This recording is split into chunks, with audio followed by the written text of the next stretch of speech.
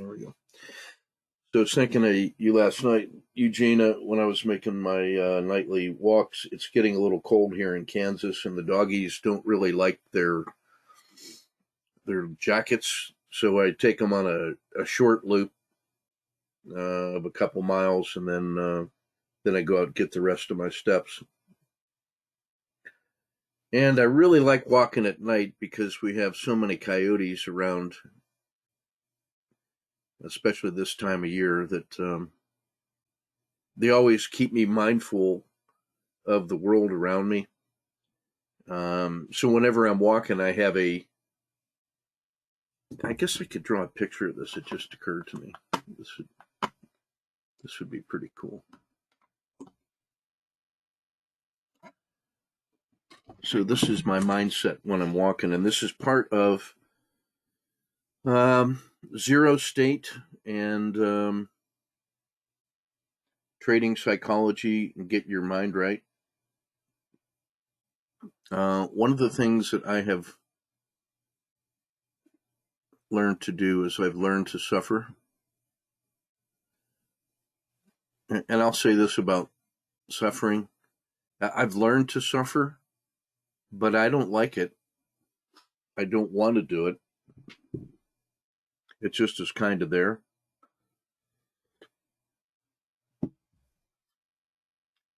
You think about the Buddha and the Four Noble Truths.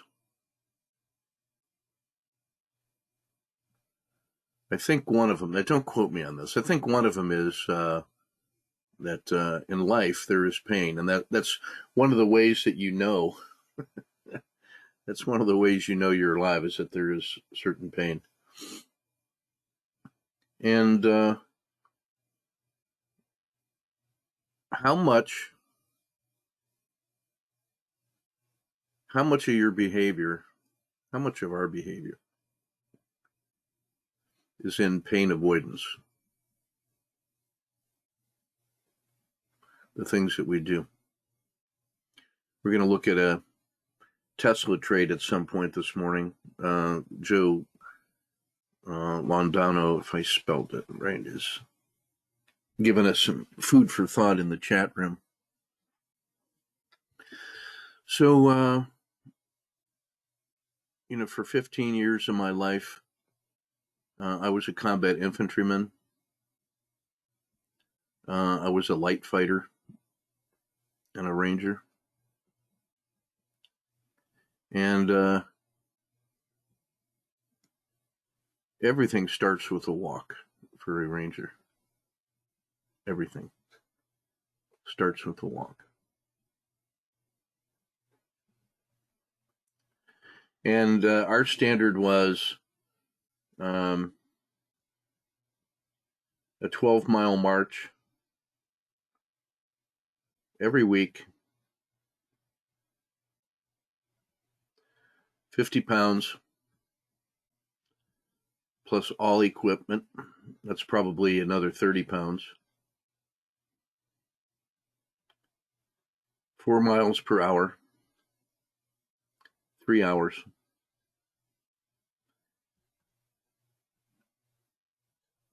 Then train.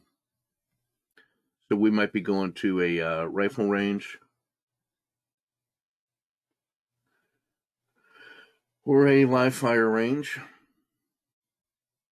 or we might be going to do Army parachute training or task training or skills training or whatever else it was. But the first thing that we ever did was always 12 miles, full pack, 50 pounds, 4 miles per hour in 3 hours, get it done, and then go into training. And if you were going to do a live fire range, that might be an additional couple miles as you get to an assembly area, you make your plan, you go forward, you're moving across country, stop, drop, and roll, combat movement. But everything started with the stress event. It reminds me of this, the saying, eat a live toad first thing every morning, and the rest of the day is going to get better.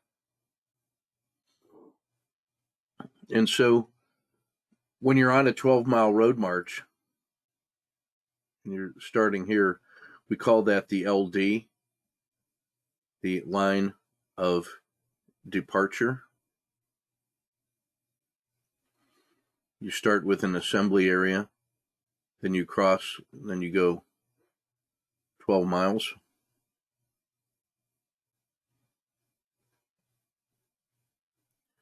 And you might take a 10-minute break every minute.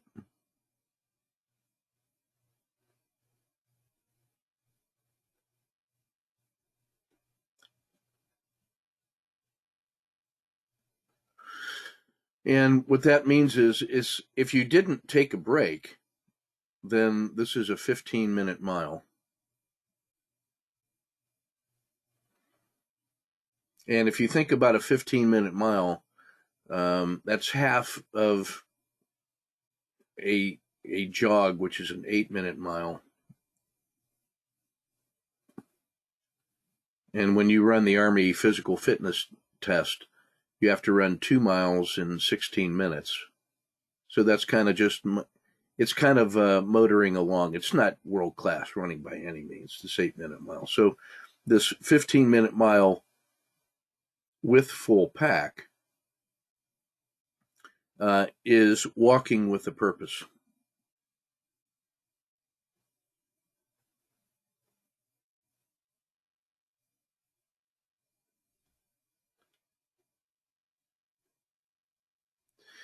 And that feels like a pretty important phrase, walk with a purpose. So when I'm on that, inevitably I'm going to draw this. So for 40 years of my life, from the time I was 20 to the time I'm, let's see, what am I now? Oh yeah, 63 right now. So for 43 years, walking has been a really important part of my life. And what I do on my walk with the little doggies is give them their little exercise and talk to them and whatnot.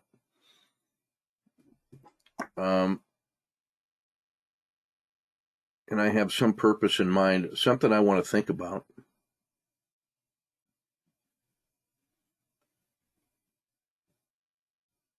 I want to think about something when I'm walking. Sometimes I know what that is, which is good. Like if I already know what it is I want to think about, then I can think about that thing.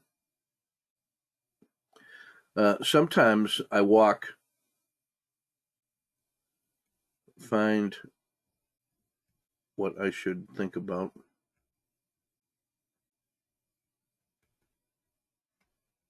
Sometimes it takes the walk to discover that. And so I always have a podcast in my mind. And so if this is my head, there's always some kind of purpose. Then there's a podcast for a direct feed. And then while that's going on, I'm usually pondering. And it may be something about the purpose. And it may be something that comes from the podcast that makes me ponder and wonder. And I know that by the time I get to the end of the walk, something useful will have been illuminated for me. It always does. I don't even worry about that anymore.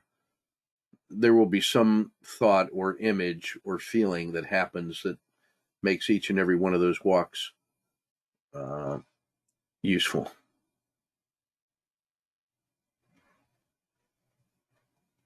And inevitably, I have a nice smile on my face there. But even when I'm walking in my little cloud bubble, and I have my purpose and pondering and results and all that,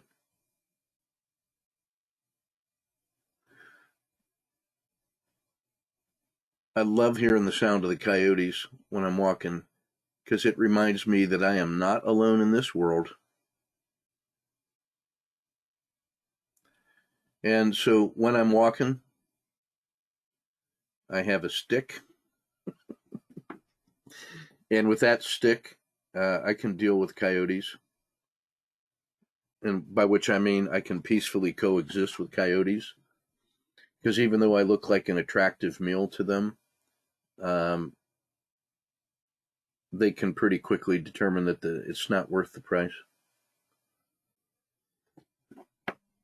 And the stick that I carry is made out of titanium. And it is 5 feet long. And that reminds me of carrying equipment back in the days. I used to carry a sledgehammer, about a 3-pound sledge. Sometimes one, sometimes two. And I would use those as heavy hands and use that to get physical fitness for my shoulder and arms, and get a little bit of weight training for upper body and core. But my wife reminded me that might look a little suspicious. And I said, well, I'm walking at night, and if I see a police car, I could toss the sledgehammers over into the grass, talk to the police officers for a while, and then go fetch my sledges. The stick is a little bit easier to deal with. It doesn't look so suspicious, although it's more dangerous than the sledgehammer. And sometimes I use that. I showed you guys that fiberglass wiggle stick, which is like a physical therapy thing, and you can get an upper body workout. And that's about 5 feet long, and it is pointy on the end. And I could negotiate with coyotes with that fiberglass stick if I had to. It's like a very thin spear, and it wiggles and it gives me. So I say all that just to say that I love me some walking. And I've been doing lately about 8 miles a day. And the reason I like 8 miles a day is because it's not as far as 12 miles a day. But 8 times 365, 0, 4, 5, 29, 20. And the continent is about 3,000 miles wide. So in a year, I will have walked across the country. I just got to pick up an extra 80 miles somewhere. So sometimes I got to do a little bit more than 8 miles to catch up. So if I can do 60 miles a week, then I can walk across the country. Now, what I'm not doing is carrying all my rations. But at age 63, I've also been, I figure I could be smart enough to cache things that I need or live off the land. And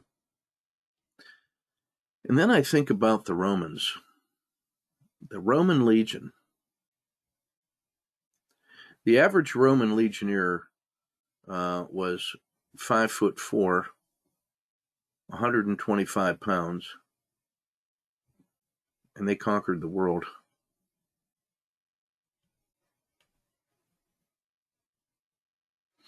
And the reason they did it, they could do it, is because they had a short sword,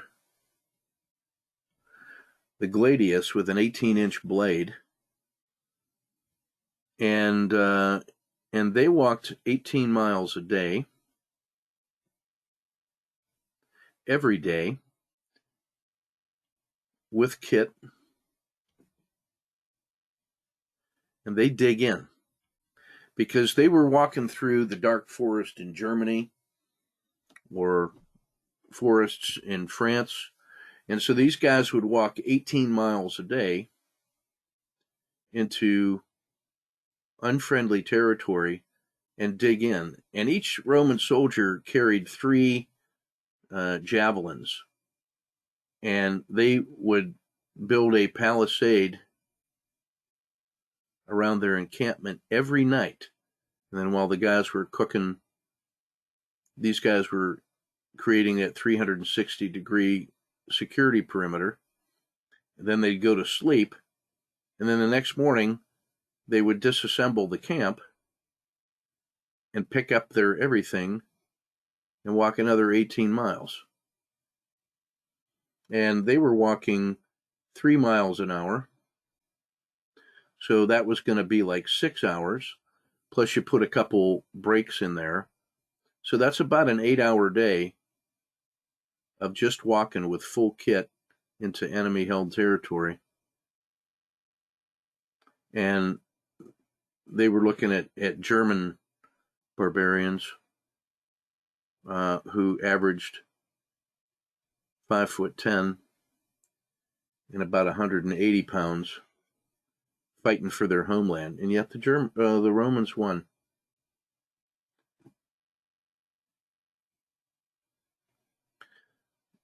So that's what walking is like for me.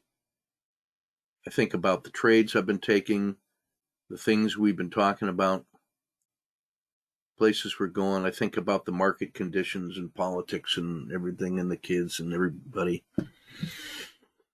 And I'm not walking as a part of a legion on that, but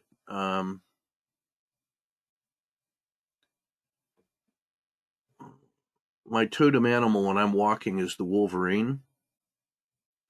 And that dude has like a 200 or 300, I can't remember which one, square kilometer territory.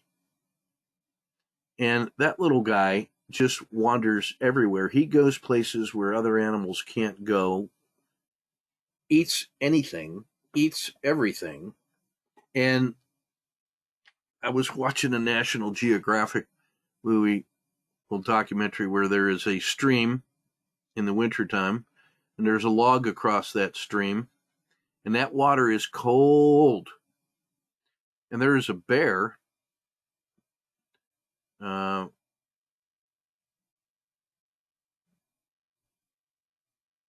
he starts walking across this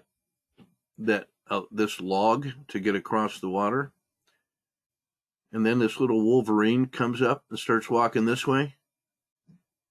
And that bear, funniest thing you ever saw, walks backwards, shuffles backwards to get off that log. And then the Wolverine gets across and does his little snarly click, click, clack. Goes about his business. And then the bear goes back across. So I think about the Wolverine all the time when I'm walking, just kind of shambling along and just getting things done. And all he does is just traverse his entire territory all the time, through the mountains, the woods, looking for food and all that stuff. And that little dude has learned to suffer. He just learns to suffer. So for me, every step I take reminds me of every road march I've ever been on and all the things I've ever done. And all of the things I've ever done as an infantryman, I reflect on that. It's a central piece of identity of who I am. And when I'm walking on the way and I'm thinking about that, I do things like I count steps and I hear rhythms. I mean, I hear myself, the way my feet hit the ground, the way the other guys in my patrol's feet hit the ground, the sounds of my rucksack as it makes little creaky sounds as you're walking along. You hear this and that, and it sets up a certain rhythm. And I think that connects really strongly to drumming. And I like to think about story problems that my dad and I used to do that back in the day. We'd go for walks or sit in the swimming pool or on long drives, and he would say, "Hey, how much water is in a circular pool that is 10 feet in diameter and in the middle is 4 feet deep? How much water, if it's filled right up to the brim and discounting the meniscus effect, how much water is in that and how heavy is it? And then what is the pounds per square inch on the surface area, spread out on the flat bottom of that round pool.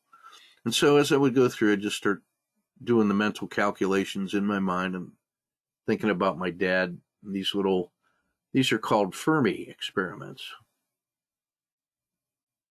So a Fermi experiment was a name for a kind of a thought experiment by Enrico Fermi, legendary physicist who used to think about the boundaries of molecular physics by thought experiments, because they didn't have all the instruments that they needed yet to investigate directly. And so in order to think about the implications of quantum theory, quantum mechanics, and all that,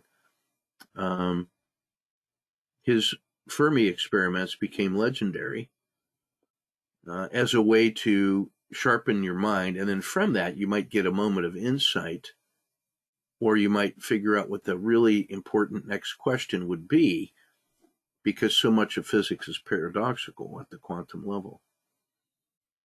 And then from that, they could focus their research and then actually build the instruments that would check the implications of what their theory suggested. And what my dad was teaching me was Fermi experiments, but in practical engineering and civil engineering and mechanical engineering, which I'm so proud of my son to see that interest has passed on to that generation too. And so the Fermi experiments for me, plus this wandering with a purpose, this is where every single idea I've ever had for trading comes from. These mental and physical walks. And it turns out that the podcasts seem to just satisfy my monkey mind of gathering information, but the pondering that's happening at another level, a deeper level, seems to be something I'm just chewing on while I'm listening to the podcast.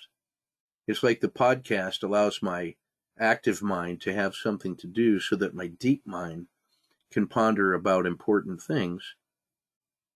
And at the same time, I remain grounded in my little circle of space, which is secured by my walking stick, because I'm surrounded by coyotes, on my little walking bubble as I'm walking along. And when I get back to the base camp, I'm coyote proof.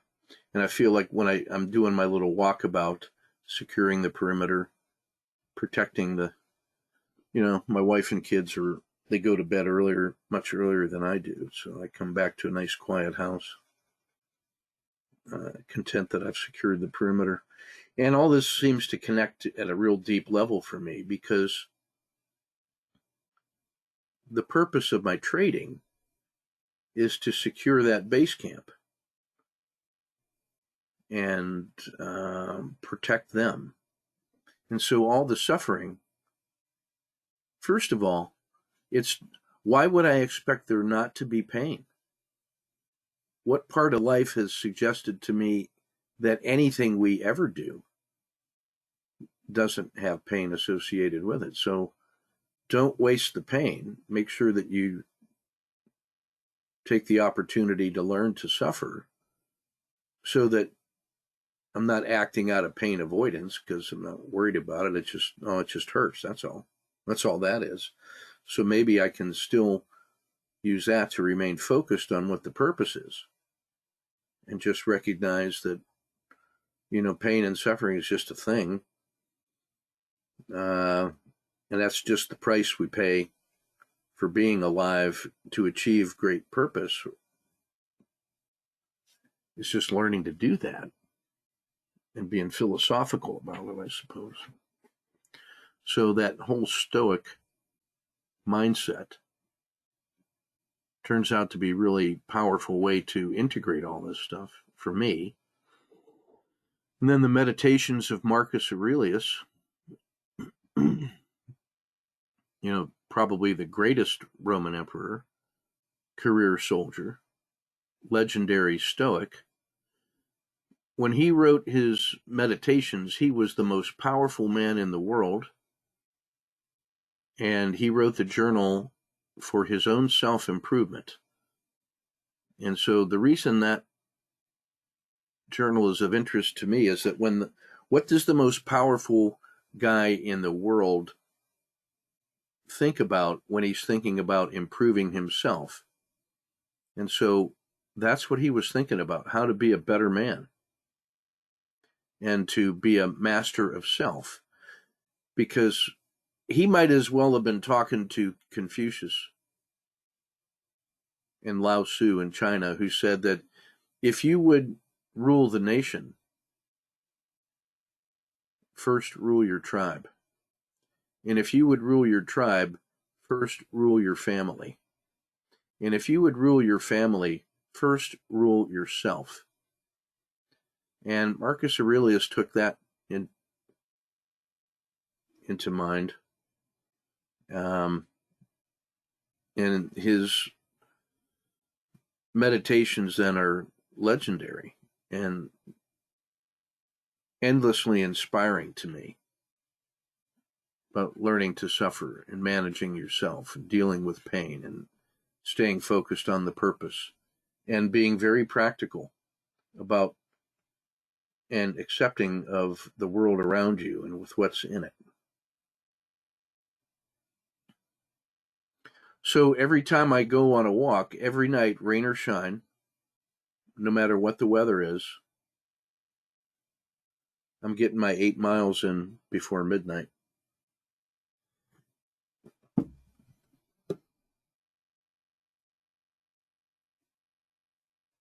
So learning to suffer.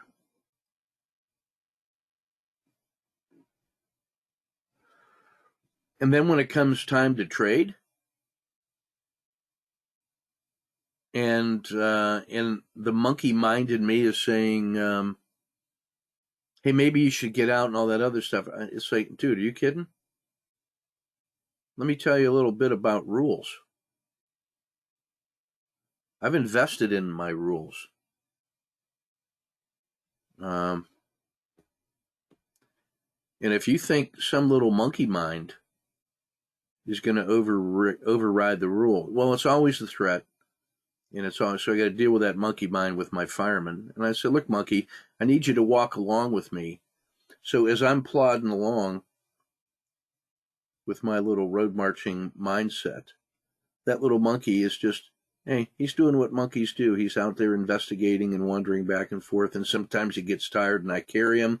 But sometimes he warns me about things that are coming that I need to be prepared to contend with. And so I thank him for that. And that's why I give him bananas. I just don't let the monkey choose which way we're going and make all the big decisions. But that little guy does a lot of good things for me on my little path. So manage the monkey. You don't want to get rid of him, for crying out loud. How are you going to be getting early alerts to important things? He's hypersensitive to things and changes in the environment. That's an important part of our team, that little monkey. But I'm just not going to let him drive. That would be bad. I'm not going to let him make all my major life decisions for me. That would be bad.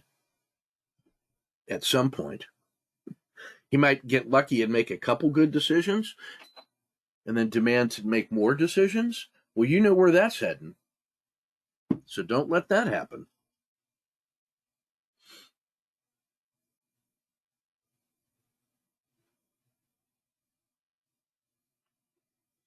So that's my coffee talk this morning about road marching, stoicism, coyotes, titanium, Wolverines, a little badass, my life as an infantryman. And Van asks me all the time, why do you still teach? Why aren't you just trading and doing that stuff and developing your business and doing some of those other things? And it's these guys. That's who I am at my heart. And the officers that I teach are commanding infantrymen, or they're making plans that are going to commit infantrymen into combat. And I want those leaders to be the best they can be, because they're giving orders to infantrymen. And the infantryman is going to execute those orders to the best of their ability or die trying. They are going to accomplish that mission. Don't you ever doubt that about your Army and your Marine Corps. And those guys love the Constitution, and they love the nation, and they love their fellow soldiers.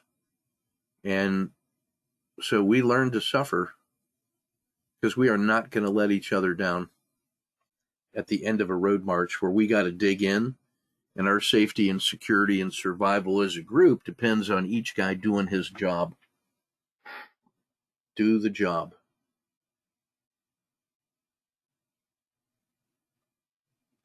And if you won't do the job, then don't even start it.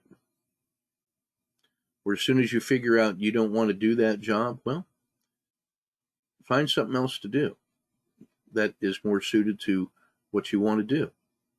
So, no harm, no foul, no judgment, but do the job that you choose and do it. That's kind of what it is.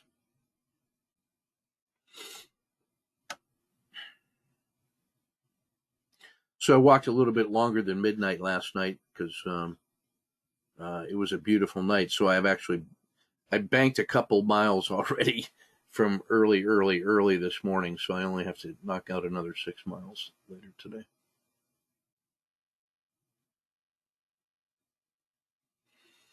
So there's some connection between all that, and maybe I'll save that one. I like that one.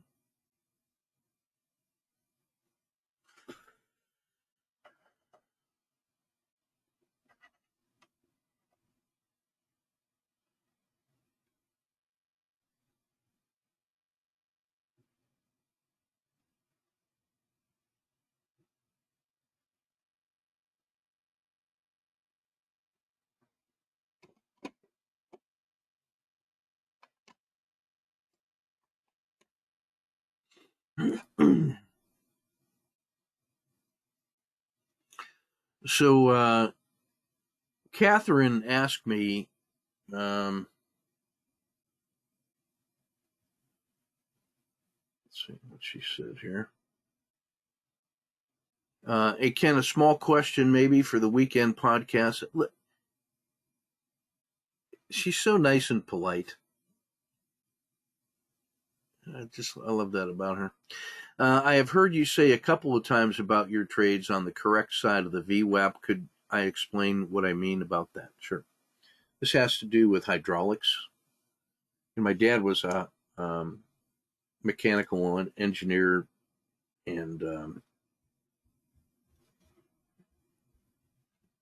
worked with fluid mechanics. So I remember sneaking into his office just to see where he worked and what he would do. And he had the principles of basic hydraulics. And it was such an awesome little handbook.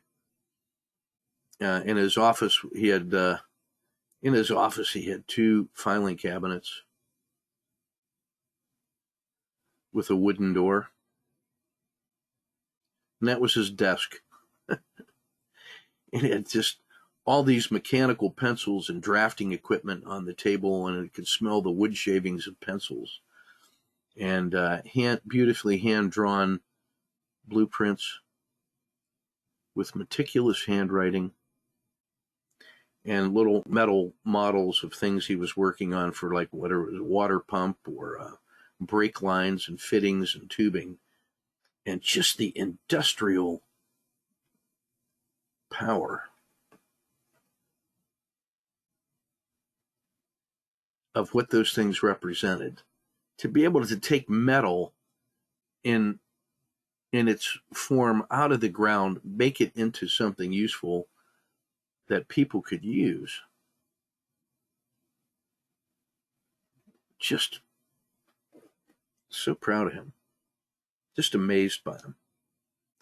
The engineering skill probably skipped a generation, but not the love of engineering and what it represented. That skipped a generation and went into my son for actual use, and he's finishing up chapter 4 of his dissertation. But I get so many pencils, and he had that great big stack of milk crates filled with books. Yeah, I miss that old guy sometimes. And when I do the owl meditation, and sitting in that tree overlooking the pond. And when it's time to debrief and the moon is in the night, the owl sits there for me and watches me go through the owl meditation and on everything that's making me angry on one side of a card, and on the other side of the card, all the adjectives and the evil thoughts that go along with it, and the consequences and the bitterness, any evil negative emotion. And when I'm done with that, I just light a little fire in that thing, and I watch the smoke dissipate, and I give that to the universe, and I stay there until it's time to do the next thing, whatever that needs to be. And the owl just sits there in silent non-judgment, witnessing that moment. And the owl meditation is how I get back to basics and first principles. And that's where all that Stoic stuff comes from, because that's the stuff he and I used to talk about all the time.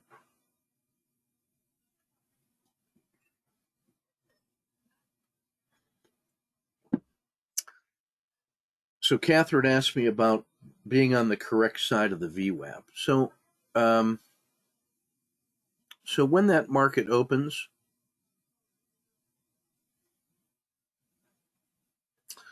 and I'm going to draw price as a continuous line, but it's really, if we look closely, it's all a collection. Every little point in here is each last trade, and it kind of smooths out into a line.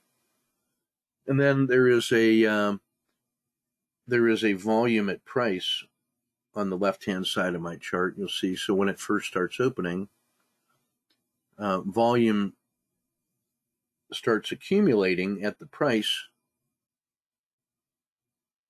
that is paid. And on every trade, if the buyer pays the price that is asked, it goes in this bucket. That's ask volume. And then if the seller agrees to sell for what the buyer offers, then that's volume that goes into the bid.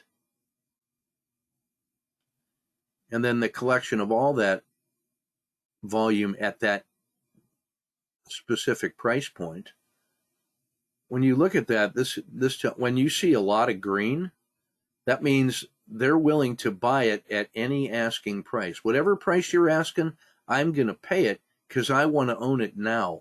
So I'm willing to pay the difference between the bid and the ask. I'm willing to pay the ask. And so that's the spread. And who is getting the way? Who's in the position of power? Well, if they're hitting the ask, that means this price is going up, because as soon as this guy said, oh, those guys were willing to step up to buy it from me, well, then I'm going to step back, and they start drawing the buyers forward as it goes up. And so price will go up. And then it won't go up anymore, and all the buying pressure is gone, and guys are now more discriminative. And they say, no, you got to come to me and pay the price I'm willing, and sell it to me for the price that I'm willing to pay, and I'm not going to budge. And then this happens, and then price will come back a little bit. And so out of that series of individual decisions between buyers and sellers, and when the buyer pulls the trigger or when the seller pulls the trigger, a market is formed and marks in the snow are made, and then that can be smoothed out to an individual line. Well, as you start building this price, this volume at price, we can then say the volume weighted average price,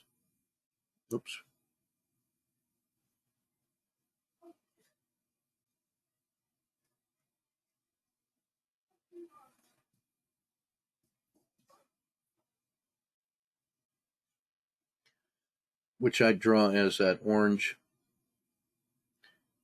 the orange line on my charts.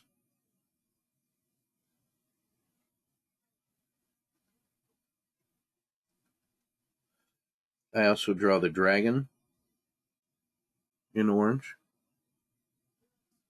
And the reason is I like to see where the dragon is with respect to the volume weighted average price.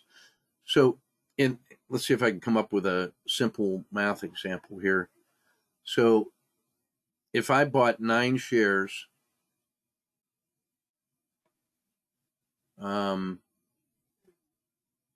let's see, how much would I pay for that? At $10, and 1 share at $20, to make an exaggerated price here. Volume weighted average price. Well, the average price would just be 15. But that doesn't really describe the real dynamics of these 10 transactions, right? So let's say there were 10 transactions, each one for 1 share.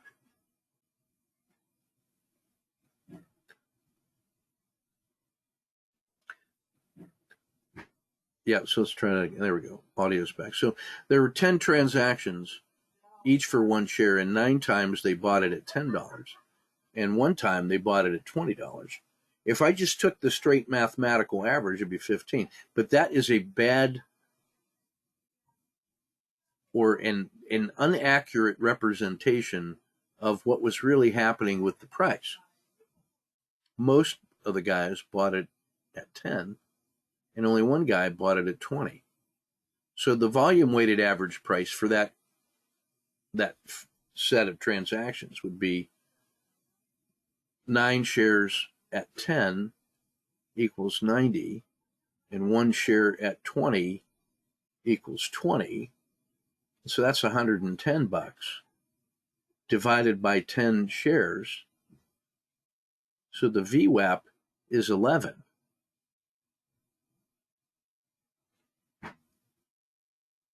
And $11 is a better reflection of this complete set of transactions. So why is the VWAP interesting?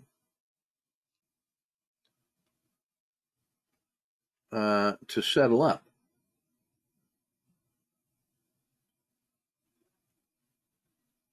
With many transactions. So there's 2 ways that this is useful. The first one is to say, I almost want to say, what is the real story of price historically? Which means so far, right? So when you see price moving around like this, and there was a lot of volume up in here, that VWAP starts looking like that, and then maybe it looks like this.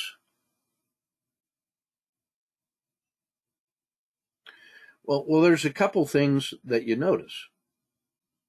Is that all of this early if you were to do volume vertically, and it would look like this, you'd have a lot of volume being transacted here, and then less and less volume during the day. And so all that volume in a real tight price bracket means that when price is equal to the VWAP, then everybody's getting at the current fair value as measured by VWAP. But then later in the day, when there's not nearly as much volume happening, if you went down here to the peak excursion, the max difference between the VWAP at that moment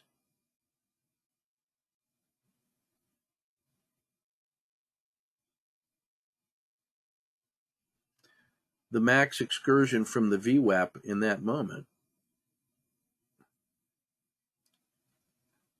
tells you something about the trader's power to move price away from some measure of fair value. Right? So one of two things could happen. One of them is that these traders have some kind of new information that says the real price should be down here. And so they're shorting that thing, and price is moving down there. They're willing to offload a bunch of inventory at these prices. They can't wait to get rid of it because they have new information, man, that says the real value is down here. And the guys that are all happily buying it don't know that. Information is not equally distributed. But what if they were just testing? What if that information wasn't really there and this was a bluff? Maybe these guys want to buy more inventory, but they'd rather buy it down here, and so price action is initiated. And then other people who are using a lot of leverage, who know that they don't know all the new information, says, wow, there's guys selling this thing. It must be for a reason. I don't even know what the reason is. But they wouldn't be selling it so much if they didn't have a reason. So maybe just to protect myself, I'm going to sell. And so they start unwinding. And then that momentum attracts other sellers. And pretty soon you have this little mini stampede of the herd down here until everybody who can be intuitively chased out of their position are done selling. And then these guys who triggered that say, oh, okay, well, maybe that's the best I could get. So then they start buying it here. Because why? Well, because here's really the fair value. They're saying I can buy it here, and now I can capture this distance. And if I can have a very tight minimum manageable risk box, anyone? And if this distance here is 2 or 3 multiples of my minimum manageable risk box, just back to the VWAP, what do I have? I have a favorable reward to risk trade, and I have a clearly defined target. My manageable risk box tells me when that hypothesis fails, and then I have this. And then I have a second thing. I have the second leg of this trade, that the power of the traders to move it this far implies that they could also move it that far to the other side. And so if this is leg 1, that could be leg 2. And now what I have is I'm interested in the ability of traders to make the price vary away from fair value some distance. So if the VWAP, if I just flattened it out and I find the maximum excursion,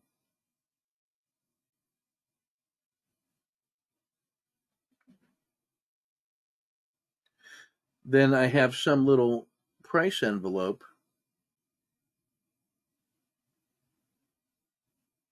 that says, look at, you would expect the Bollinger Band means to look like that. And now I can compare the long-term buy and hold versus the traders. And at some point, that smoothed RL10 gets up that high or gets down that low. And then I can measure the distance from that very smooth RL10 maximum excursion back to the VWAP. And then when I'm plotting this trade here in the spring, supported spring crossing, after a harsh winter, then I can say, well, there's leg one to get back to the VWAP and leg two to be on the far side of it. So the first purpose of that VWAP is to plot the real story of price in a way that more accurately captures what the real fair value of this is. The value of 11 is really close to what most people were buying it, but it also moves a little bit to acknowledge that at some point maybe somebody with a lot of new information valued it a little bit higher, and now this volume weighted average price gives us a way to properly integrate in a useful way that fair value. Now here's the other thing that it does for fair value: to settle up. So if I'm a hedge fund or a mutual fund, I might have a contractual arrangement with a brokerage house or somebody to conduct my trades for me. Because as a mutual fund or a pension fund, I don't want to be trading all the time. I want to do my due diligence and figure out what are the things that I should buy in this great big market out there. I want to concentrate on this set because I think they have better value in the future than all of these other ones over here because of reasons. That's what due diligence is. And they think that their advantage comes from being able to do a better job of finding targets that have a difference between the current price and some future fair value, what it's really worth. And so they can come back and look at the current price today and say, the net present value of this target is, I can buy it for 10, but this thing is really going to be worth 20 in the future because of reasons. And so if I can buy it at 10, knowing that it's really worth 20, then I have the possibility of making $10. And so that plus 10 over a price of 10 gives me the ability to look for 100% return on investment over some period of time. So they spend their time doing this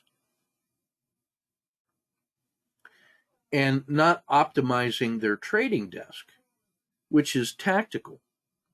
So what they do, instead of trying to also become a great tactical trader, they'll say, hey, let me have a contractual arrangement with a trading desk and say, listen, guys, for reasons I'm not going to go into, I want to buy $10 million worth of something over the next week.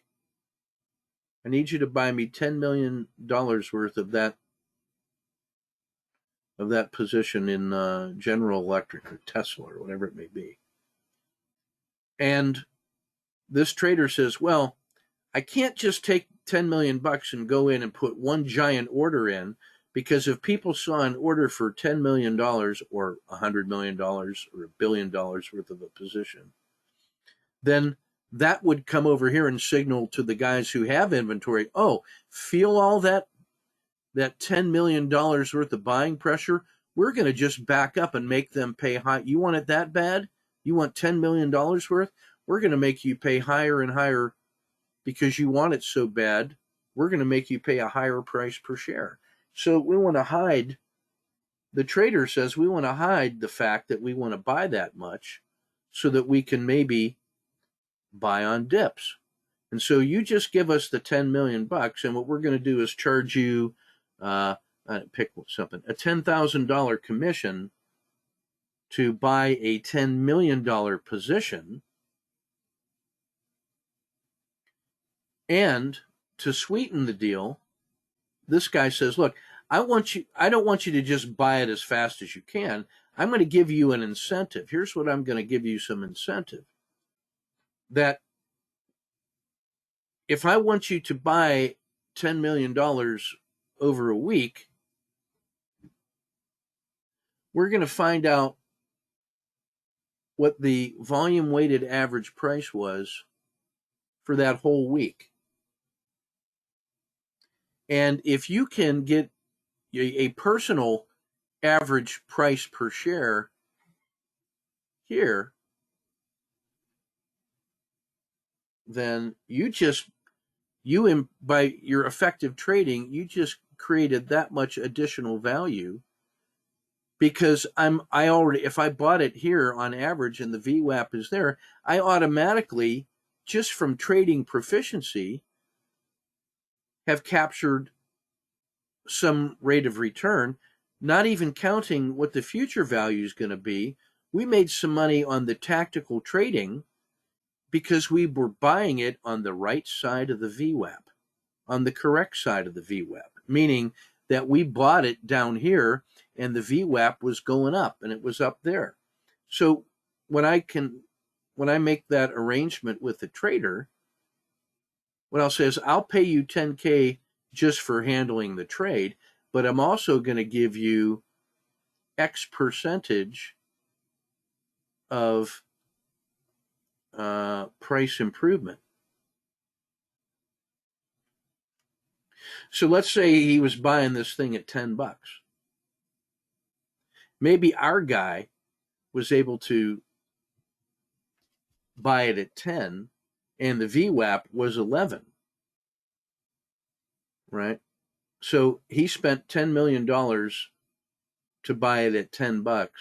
So he bought 1 million shares at 10, and the VWAP was 11 because of that group of guys who were not skilled traders.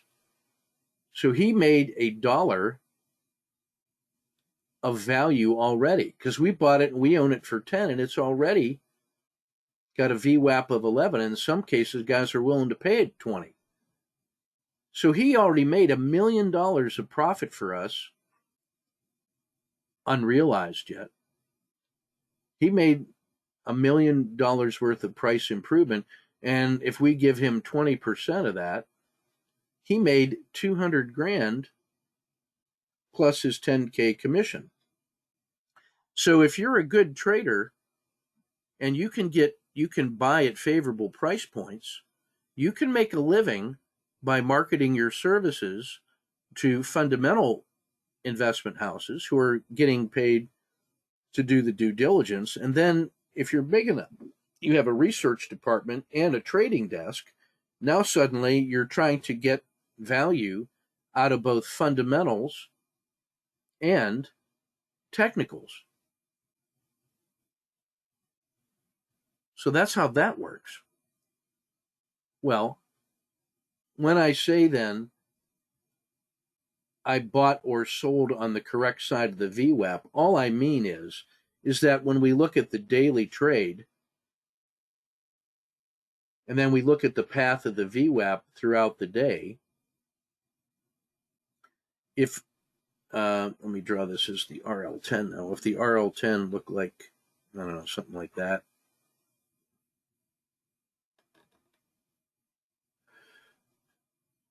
Then if I can buy them down here with the supported spring crossing and that thing's going up, I would say I'm buying on the correct side of the VWAP.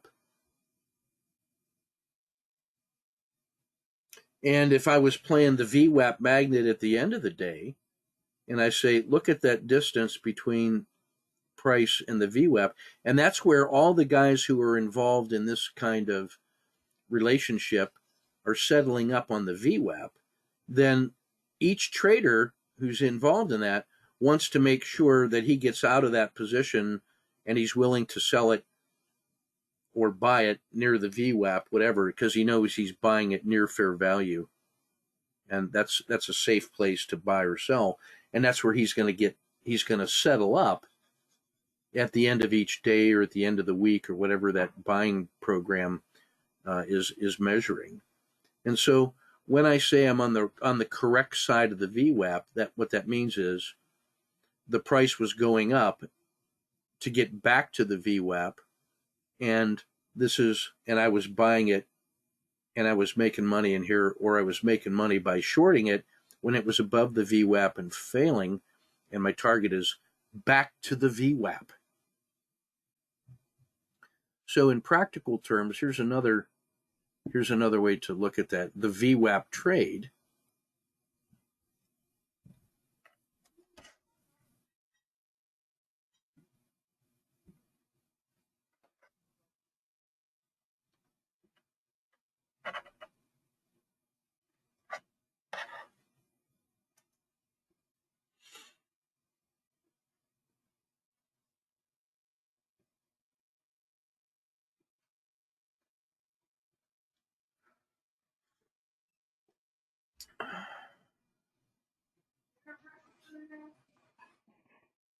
So now when I look at the day and I see, well, the VWAP started here. It always starts at the open because that's where the first prices and the first volume was being transacted. And I can see maybe there was a lot of guys buying it there, on the ask, and then some amount of volume on the bid.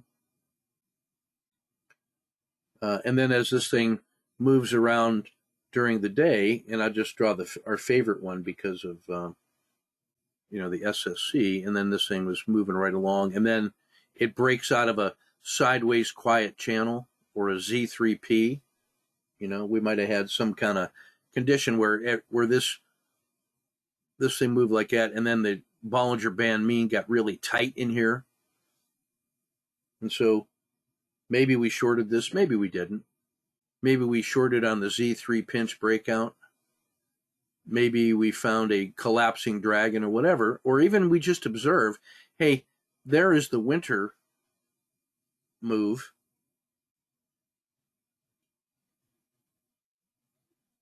And now this thing has started to turn. I don't know that the VWAP's going there yet. One of the things that I know is that price can move pretty fast because each next transaction is just whatever price so that thing could race back to the VWAP, maybe that fast, or maybe it's a slow grind.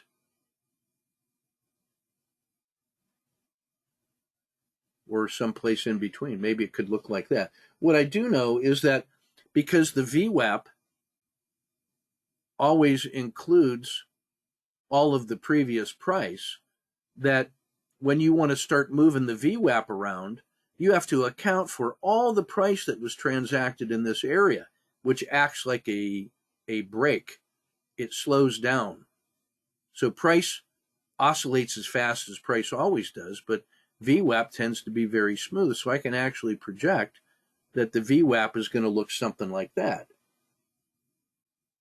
And then if I know what my minimum manageable risk box is, like, the bottom of the RL10, or maybe this PSAR was coming down like this, boom, up, and there's the PSAR flip. In that moment, we have the SSC trade because winter became spring and it crossed the dragon. Remember our good friend, the dragon? Because the dragon comes out of here and he's coming down or whatever and obliterating the PSAR. Sorry about that. And so the PSAR comes down, and then the PSAR flips.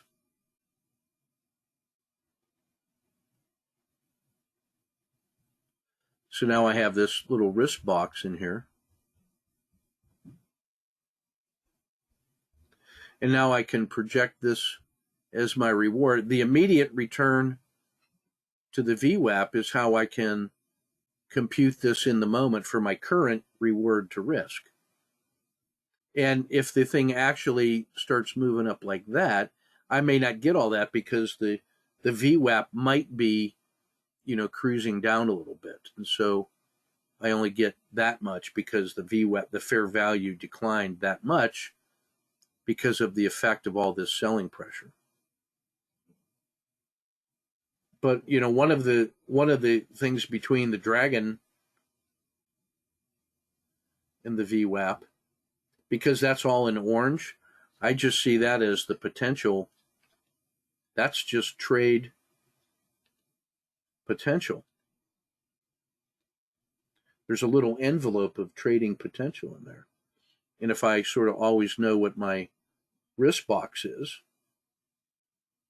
I can just visually estimate, 1, 2, 3. And if I, at a brute force level,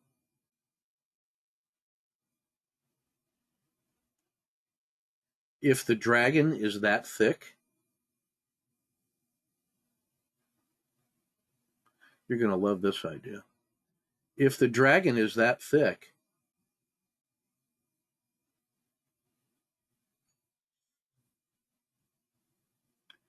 and the PSAR was coming down here, and here's where the PSAR flipped,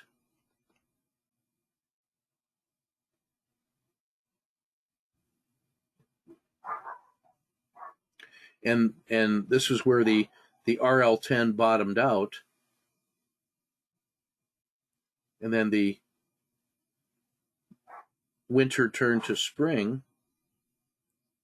And if I'm buying somewhere in here, and my risk is where the PSAR and the belly of the RL10 is,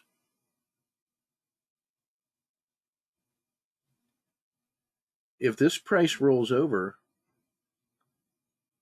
and I get the RLXD, in some ways that might actually be my execution signal. And then this is my fail-safe, and that protects me against slippage. And now suddenly what I'm really doing is I'm really paying attention to the way this dragon, this 10 SMA with a 0.5 standard deviation around it, that little 10-period Bollinger Band. In some ways, the thickness of the dragon versus the move back to the VWAP is a tactical trade frame that I'm constantly monitoring. Now, you'll notice that we also use the same idea with the RL270, just to blow your mind up a little bit more. The RL270 is simply the best descriptor of the last 270 periods of price. And so we can get this RL10, and we're not only measuring it from the RL10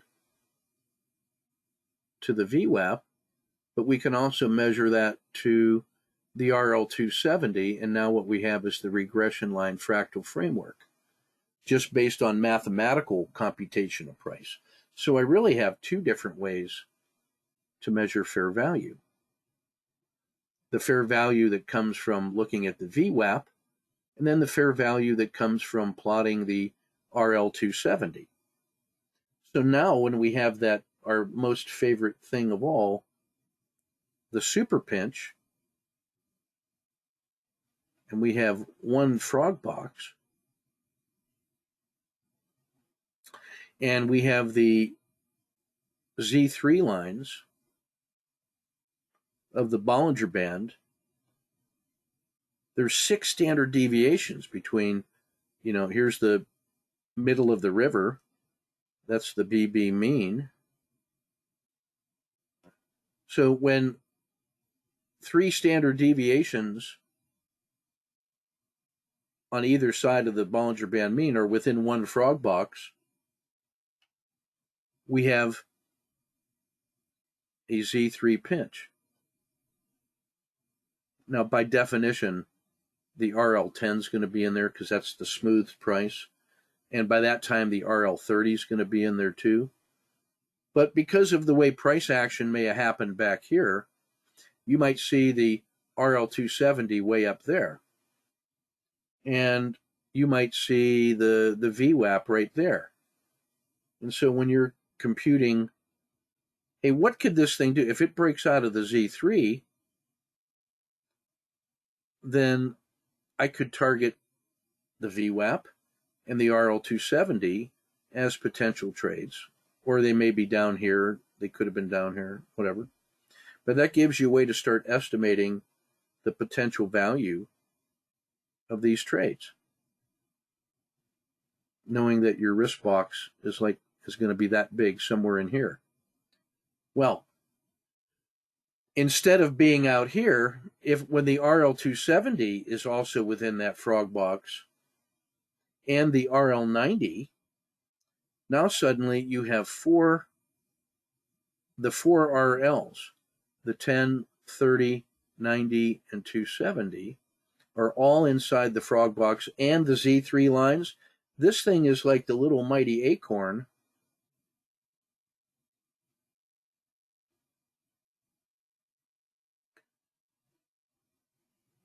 which is going to grow into that beautiful oak tree.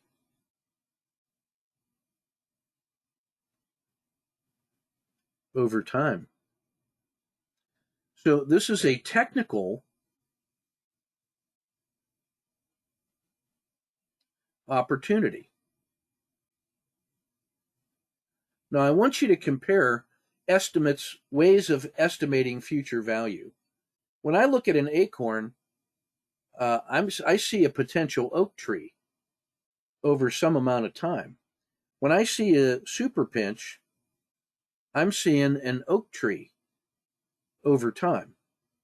Think about what that mutual fund guy is doing when he looks at the potential of all the symbols that are out there, the X's and O's of things that can buy. He says, that guy, I can buy him today at this price today, but because of fundamental reasons, I think that in the future, here's where I can buy it today. I think his real fair value is up here at some time in the future, and he has all those macroeconomic reasons and how the world works and how to properly value a stock and all that. And he just has to do that for each and every symbol that's out there forever, plus all the variables and all the delta, all the rates of change of new information and changing in the marketplace and the COVID virus and all that crap. So he's trying to figure out what the fundamental true value of all that stuff is so he can determine what's the best difference between what I can buy it today and my estimate of future value as a percentage, and then make his one-to-end list of things that he wants to buy for fundamental reasons. He's making an estimate of future value in the same way that I just look at the super pinch as an acorn and says, well, each and every trader that, the RL30 is simply the RL10 on 3 time periods higher. If I'm looking at 1 minute charts, the 30 RL is simply the RL10, the fair value, the current price on the next higher time frame. And the 270 just represents the RL10 at 27 time frames higher than mine. But each one of those represents a trading perspective and a point of view and a time frame for action. And if all 4 of these relatively tactical traders all agree that this is the fair value, they're either all correct or it's going to change, and the RL10 is going to leave the station first, and then the RL30, and then the RL90, and then finally the RL270, until the RL10 can't go anymore. And that's how far the tactical traders could move it with momentum. And as soon as the traders start losing momentum, that thing's coming back to some slower moving average, the Bollinger Band mean, or the VWAP. And so it's in this variation of price around some central measure of some central tendency, that's where we find opportunities to trade in all the time frames. That's the fractal nature of hybrid trading, using statistics to describe opportunities. Let me tell you how fast I can evaluate 5,000 symbols. Instantly. I can find the ones that meet those technical criteria. Instantly.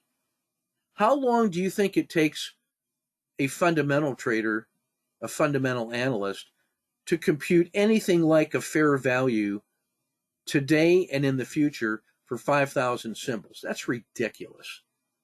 Because it's all based on the reported prices and reported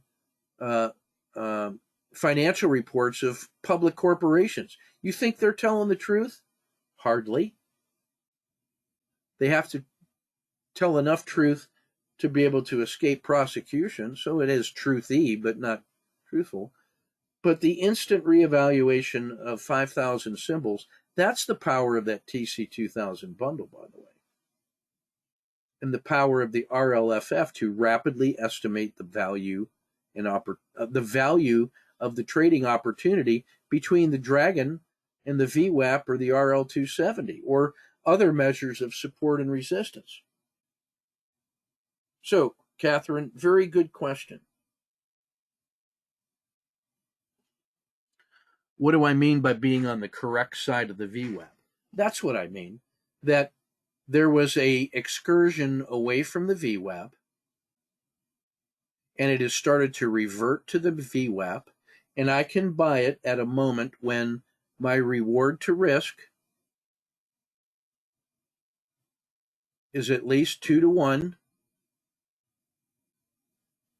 with the understanding that when it gets past the VWAP, sometimes that thing just goes another leg. So I get leg 1 and leg 2. And I'll trade that all day, every day with no overnight risk. And now I just got to find the things that move and oscillate all day in a nice, oh, that's right, those are frog champions. Things that trade with a lot of volume and oscillate a lot during the day and have long, orderly moves like ocean waves. Brazil, DIA, Caterpillar, Simon Property Group, Cliff Natural Resources, Devon Energy, Tesla, for crying out loud, Clean Energy. Oh yeah, all the things that are on my stack. That's all that I'm doing right there. That's the whole workshop in 1 hour. That's why that was such a good question. Catherine, your question was that little acorn. It was a super pinch question because it allowed me to talk through this whole theory of action that underlies all of our trading. And guess where these ideas come from and these manifestations of how to do it operationally? It comes from road marching and walking at night. And how do you find out what works? Well, you start trading and you learn to suffer, and you look at every trade as an opportunity to learn something about trading so it's not wasted. The only wasted trade, the only losing trade, is the one that you don't analyze for the potential information value that it has. And in order to learn a lot, you got to trade a lot, I believe. And in order to trade a lot, you got to be very judicious about your trading capital, and you got to manage risk so that you can take 1,000 trades with your existing capital, so that you can develop the insights from each and every little lesson that you learn and integrate that into shaping and reshaping your understanding of your trading system as documented in your trading journal and as shared with others, and then telling true stories about what it means to trade to you, and being open to feedback and trusting in the insights of others as being from their heart and trying to help you. And then when you give that kind of feedback to others, you're helping yourself, because you're learning how to analyze dispassionately the trading case studies of others. It's easier for you to see things on other people's charts because you don't have that extra set of emotional lenses on. It's harder to see your own trades for lessons learned until you develop the thick skin and impenetrable hide of a Wolverine who has learned how to suffer and just says, well, I got to learn. I got to know how to, if I'm going to be a boxer, I got to take a punch. You're going to get hit. All right, so just deal with that. Learn to suffer. True story. I think of the millions of dollars I've lost in trading over time. I care about the net. Not just the net of trading, but also the safety net to manage risk. So worry about that too. All right. That's everything I wanted to cover for today. That feels like a natural place to stop. And I'm being called from upstairs. All the kids came home, and so we're going to have a family breakfast. And that's what I mean by trading on the correct side of the VWAP. A lot of times you'll see me take that trade when this thing is approaching the V and it crosses the VWAP. That's like the RLXD. It crossed the dragon or crossed the VWAP. It tells me that that second leg of oscillation is moving. And so, well, that's a place to go. And that's how I'm using the VWAP, okay? So that's everything I got for you guys. Take good care. Hey, no, I'm not scheduling any lessons tonight. I may actually record something tonight if the spirit moves me. But I got some research and writing to do. But I will try to record some things. Okay? So take good care. Take good care of yourself. Go out there, take a walk, and think about this stuff. And we will see you in the chat room. The next scheduled one will be tomorrow night at 8 when we take a look at the trade frames. Looking at you, Pavel. Keep up the great work, son. You're doing good. I say that with great affection.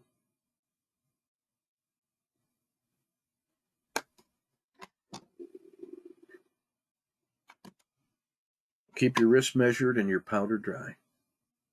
Can remember to say that. Take care.